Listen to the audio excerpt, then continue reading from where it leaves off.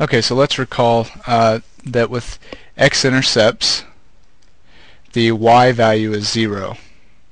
And with y-intercepts, the x value is 0.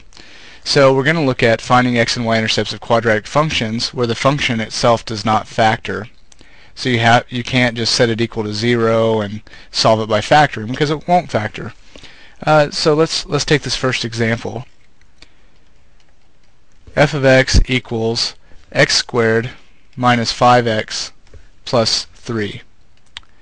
Okay, so to find let's start with the y-intercepts. And there's always going to be one y-intercept. You set x equal to 0 and solve for y. So I'll remind you that f of x is y. So you end up with y equals 0 squared minus 5 times 0 plus 3. So y equals 3. So the y-intercept is the ordered pair. X is 0, y is 3. X-intercepts, a little more interesting. For x-intercepts, y is 0. Okay? So you end up with 0 equals x squared minus 5x plus 3. And so now you have to solve this equation, which in the past we've solved by factoring. This one won't factor. So you can choose to use completing the square or the quadratic formula. I will use the quadratic formula. So in this case, you already have 0 on one side. Your a is 1, your b is negative 5, and your c is 3. So you get x equals negative b, which is positive 5, plus or minus the square root of b squared, which is 25, minus 4, times a, which is 1, times c, which is 3. All of this is over 2 times a, which is 1, and 2 times 1 is 2. Now we just simplify. We end up with 5 plus or minus the square root of 25 minus 12. That's 13, all over 2.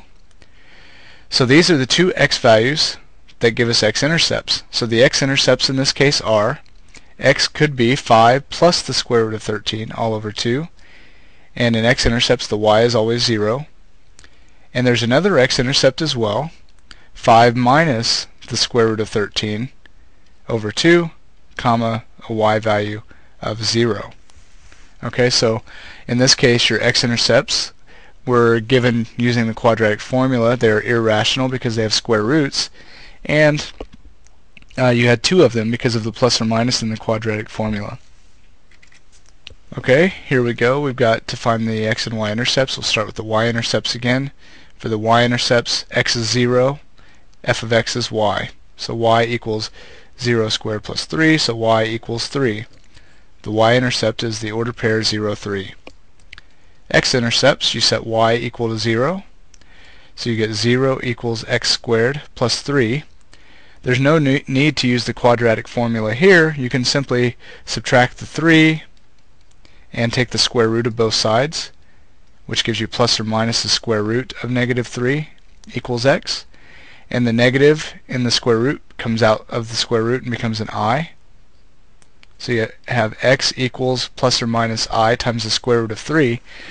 Now if you think about the plane, the coordinate plane where this is the x and y axis, these are the x and y axes, how in the world could you plot I times the square root of 3?